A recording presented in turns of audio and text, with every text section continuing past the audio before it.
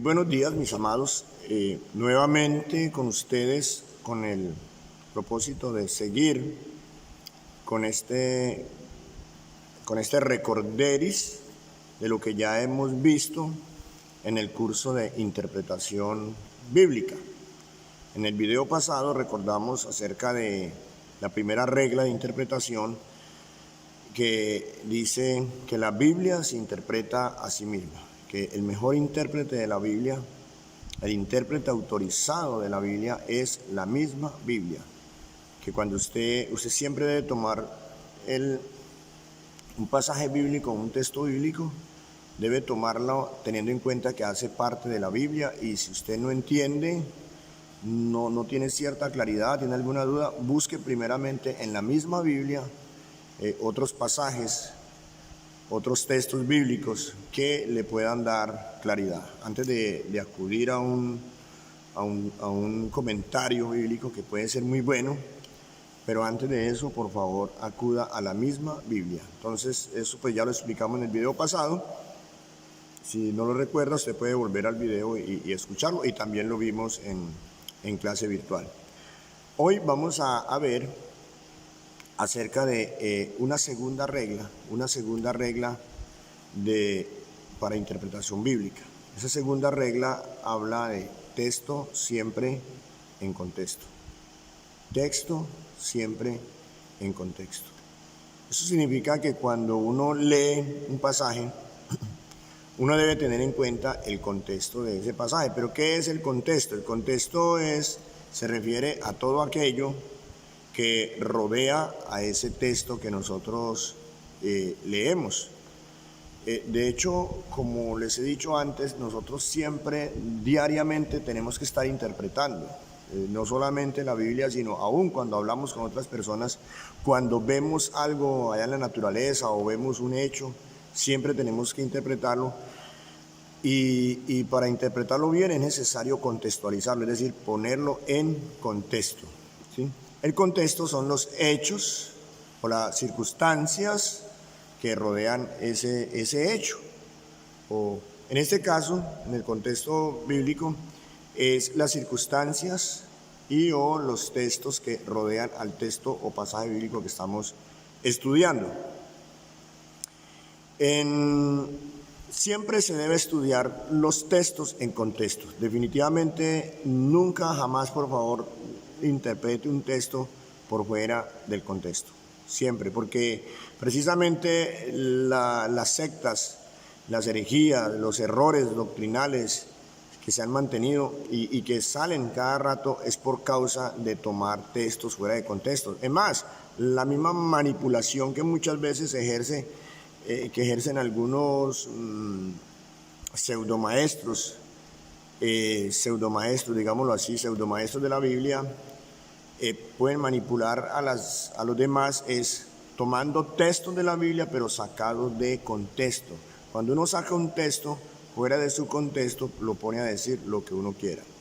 Nosotros debemos recordar lo siguiente, mis amados. Segunda de Pedro, capítulo 1, versículo 20, dice: entendiendo primero esto, que ninguna profecía de la Escritura es de interpretación privada, porque nunca la profecía fue traída por voluntad humana, sino que los santos hombres de Dios hablaron siendo inspirados por el Espíritu Santo.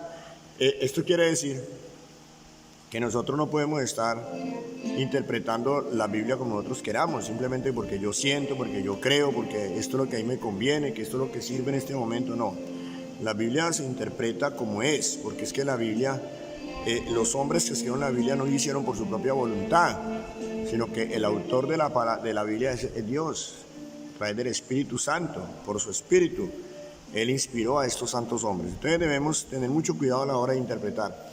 Entonces, siempre que usted lea un texto, un pasaje, nunca, por favor, nunca, jamás lo interprete por fuera de su contexto.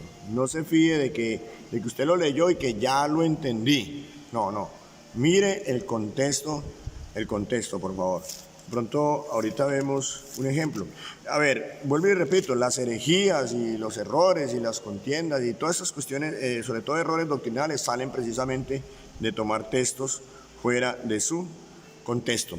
Mire que hay algo que siempre se pone como ejemplo, es en 1 Corintios 15, un texto que hay una secta que lo explica fuera de su contexto para decir que nosotros no debemos esperar en Cristo Jesús, que la misma Biblia lo dice.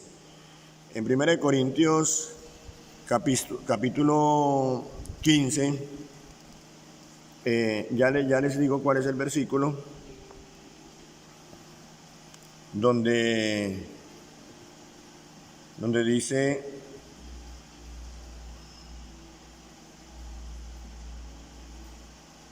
aleluya, gloria al Señor.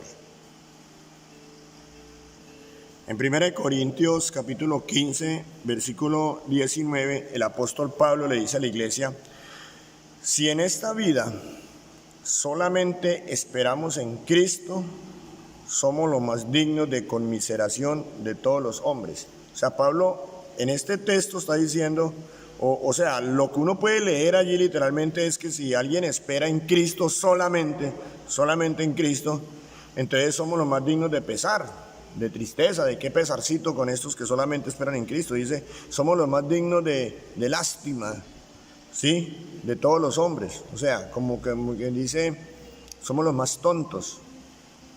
Si uno saca este texto fuera de contexto, eso es lo que dice. Para usted poder darle el verdadero significado a este texto, tenés que leer todo capítulo 15, ¿sí? Y entonces ahí es donde usted va a poder entender. De hecho, los testigos de Jehová utilizan este texto para decir de que ahí está, que uno no debe esperar en Cristo solamente, porque si uno espera en Cristo solamente, pues qué pesar, es digno de conmiseración, es digno de lástima. Entonces, ese es un ejemplo. Y hay muchos ejemplos, y muchas veces se toma el texto, mire, tantas cosas que se están enseñando a la iglesia a partir de un texto bíblico, pero sacado del contexto, interpretándose, enseñándose en cosas que no son bíblicas. ¿Por qué? Pero que como que sí las dice en la Biblia, pero mal interpretadas. ¿Por qué? Porque toman el texto sin tener en cuenta todo el contexto. Entonces, contexto es todo lo que rodea. Hablando aquí del contexto en la Biblia, es todo aquello que rodea, todas las circunstancias, los hechos, las palabras, los otros textos que rodean un texto o un pasaje bíblico que estamos estudiando. En ese sentido, podemos dividir el contexto en muchos. Hay muchos tipos de contexto para nuestro estudio, para lo que usted y yo necesitamos y lo que necesitamos en la Iglesia de Cristo Misión Arca, y para este curso que es básico, simplemente vamos a tener en cuenta 4 tipos de contexto. 1, el contexto textual. 2, el contexto histórico. 3, el contexto cultural. Y 4, el contexto geográfico. Así por encima, como generalizando qué significa cada uno de estos. Recuerde, el contexto es lo que rodea a un texto que leemos.